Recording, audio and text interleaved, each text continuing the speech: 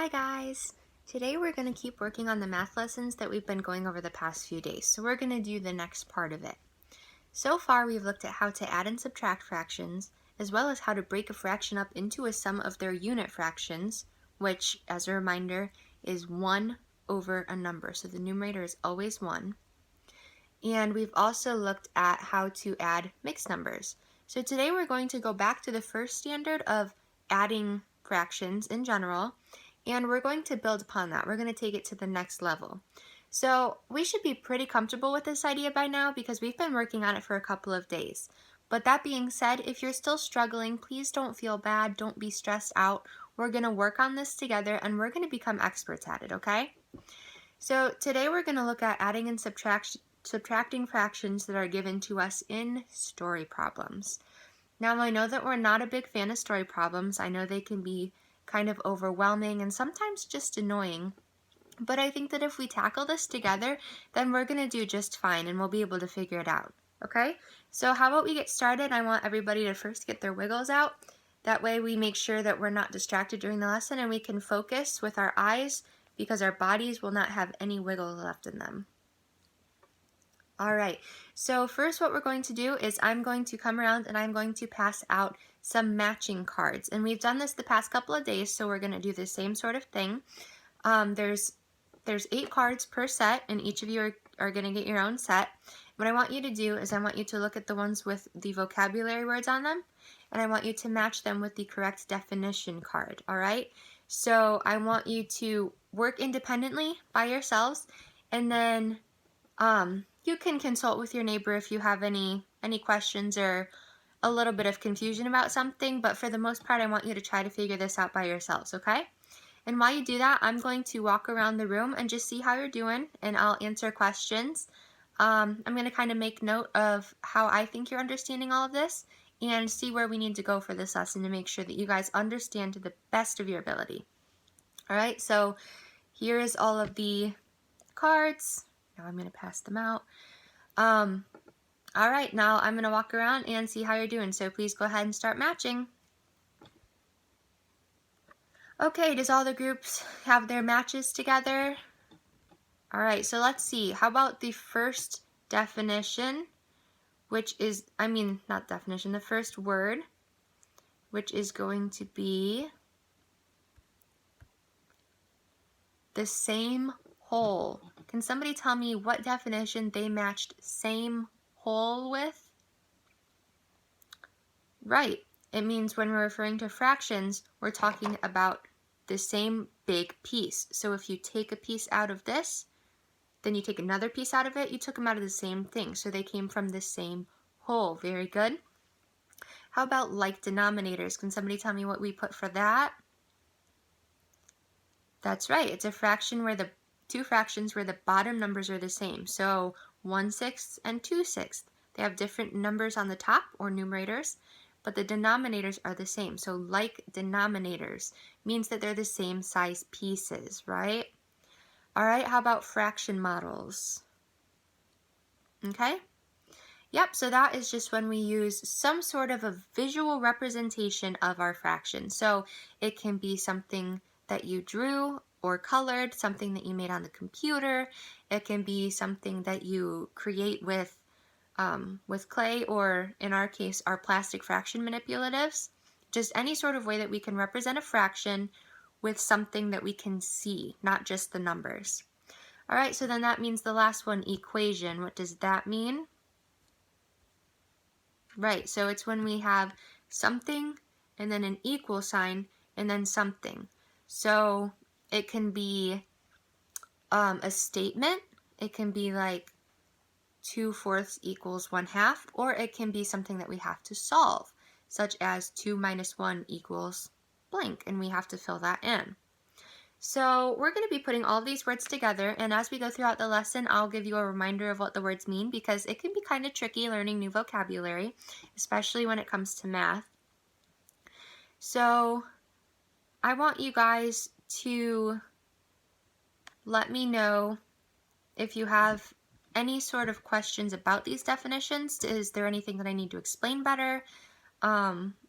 any confusion that you have, or even anything that you'd like to add, something maybe that helps you remember which word goes with which definition that you'd like to share with your friends. Okay, very good. All right, so now I'm going to break you up into groups, all right? So I want you guys to go over here. You guys are going to be called the visual group, all right? And all that means is that you understand better by seeing stuff, and that's what I am, all right? You guys are going to be the kinesthetic group, and all that means is that you work better with your hands and that you understand a concept by doing it yourself. So I'm going to have you guys work together. And then the auditory group, I'm going to have you sit over here. All that means is that you understand information best when it is spoken to you, when you are listening to it. Okay? So all of these groups, we're going to be doing the exact same lesson. And if you at any point feel like you're not understanding the lesson at your table, by all means, raise your hand and ask me. And we can figure out what's going on, all right? We can see if you maybe need to move to a different group for the day, or if there's just something that you need a little bit of clarification on. All right, so let's take a look at this problem that I have written on the board, okay? It says, if I have 10 marbles and you have 6 marbles, how could I determine how many more marbles I have than you? All right, so I want you to make sure that you read this question again carefully, and then in your groups that I just separated you into, I want you to have a discussion about how you think we can approach this problem. So I want you to think about, I'm sure there's different approaches that you'll think of, and so I want every single idea that is suggested within your group to be tried, because even if it ends up being wrong, it's a learning experience, and we can see, why was it wrong? What do I need to change next time? All right, and we're going to be very kind with our words. We're going to support each other in our learning. And if you have any questions, I'll be around to answer, okay? So why don't you start working on that, please? I'm going to work with a few students at my side table, and we're just going to kind of go over some stuff real quick beforehand. Okay, has everybody had time to come up with an answer? Awesome. I want each group to choose one person to be their spokesperson, which means the person who tells the whole class what you guys came up with, all right? And so I want you to come up to the board, or come up to the front, and I want you to explain what your group talked about, what you think the answer is, how we can work this out, and why. Because each of you probably came up with some different suggestions, and I want us to be able to see all of those different ways that we can work this problem out. All right? All right, so first I'm going to draw a picture. That's a good idea. So I'm going to draw my marbles in orange, okay? 10, 5, 6, 7, 8, 9, 10. All right, and then your marbles, I'm going to draw in green. And it says that you have 6 marbles. 1, 2, 3, 4, 5, 6. So there's a couple of different ways that we can do this, okay? First way we can do, just like you mentioned, is we can look at how many there are here, right? So if we did all rows of 5, except for this little guy, he's on his own, then we know that if I circle this group right here, it'll be the same number as if I circle this group. And we can count to double check. 1, 2, 3, 4, 5, 6. 1, 2, 3, 4, 5, 6.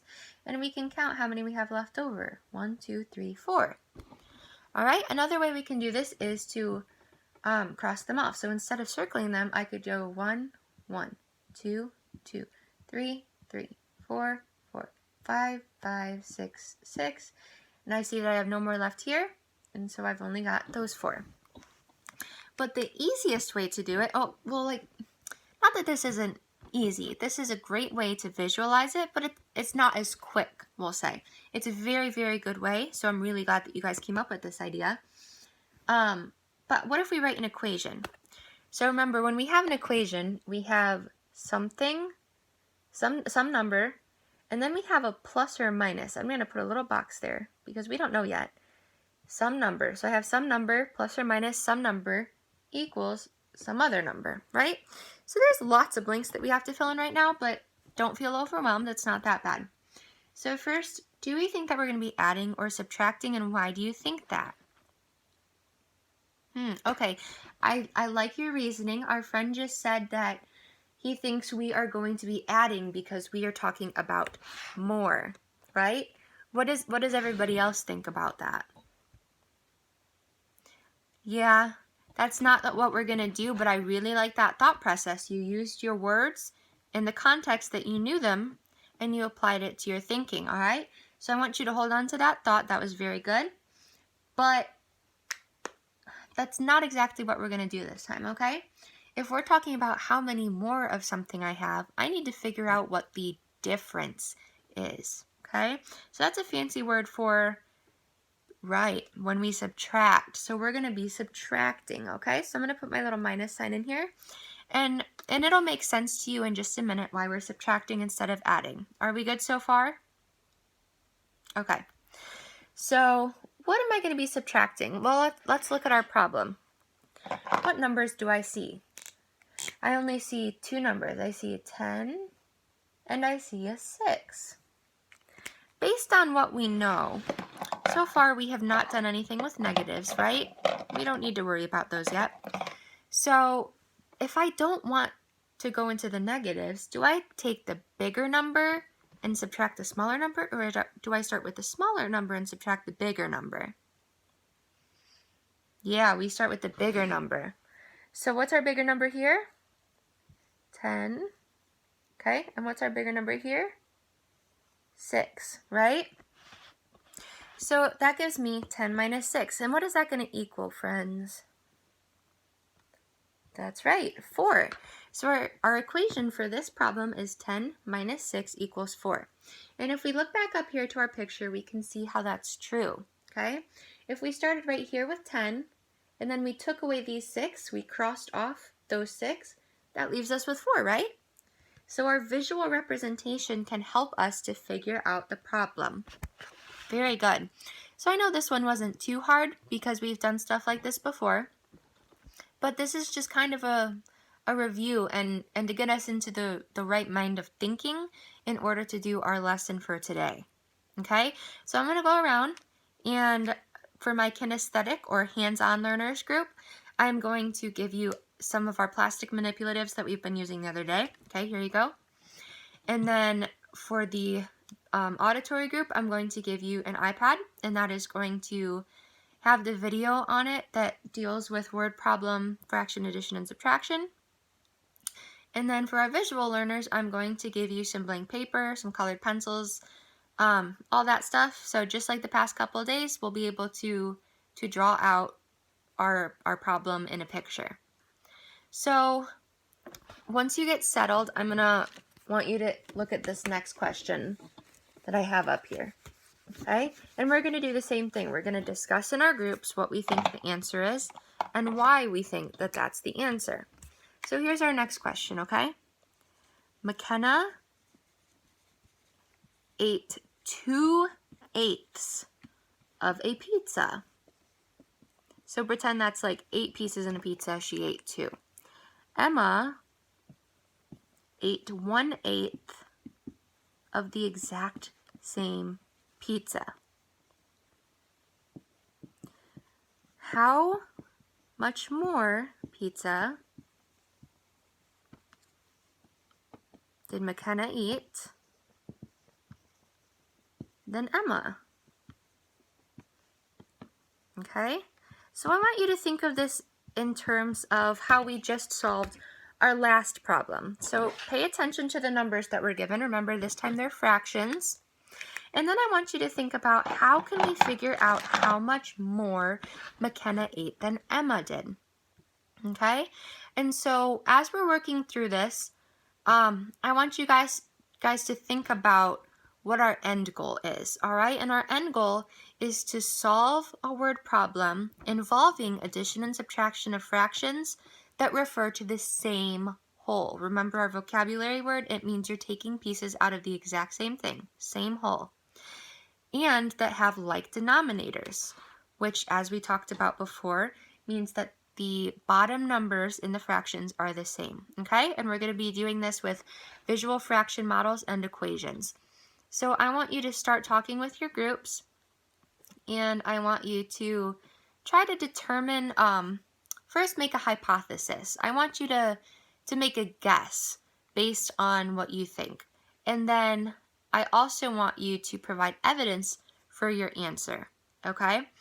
So apply what we know from the last problem that we did and from the past couple of days, and I want you to work on this problem and figure out how much more pizza McKenna ate than Emma.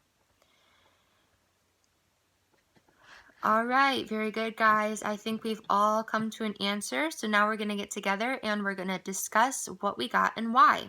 So I'm going to choose one student from each of the 3 groups to come up to the board and explain to me the answer that they got, including the equation. And I want them to show us our visual fraction model so that we can see how they, in the other groups, decided to go about the problem of solving an addition or subtraction equation with a fraction using like denominators.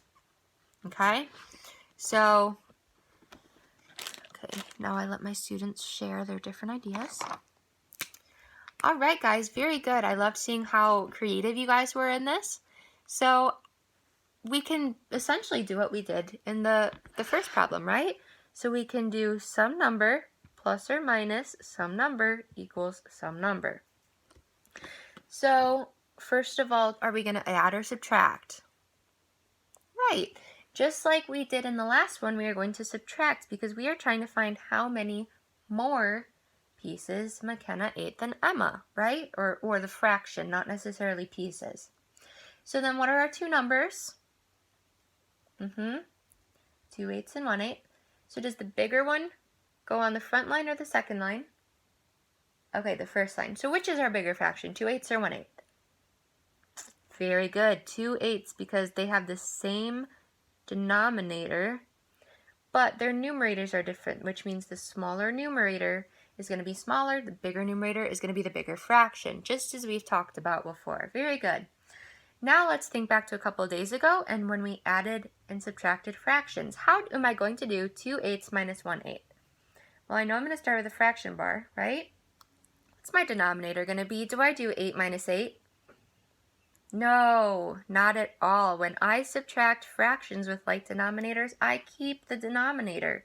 Very good. I thought I was going to trick you guys with that one, but you were too smart for me. What do I subtract then? Because I have a subtraction sign, I have to subtract something. Right, the numerators, I go 2 minus 1 equals 1, right? 2 minus 1 equals 1. It's kind of like a roller coaster, isn't it? So that gives me the equation 2 8s minus 1 8 equals 1 8. And I like all of your visual representations with your fraction manipulatives and your drawings. Okay?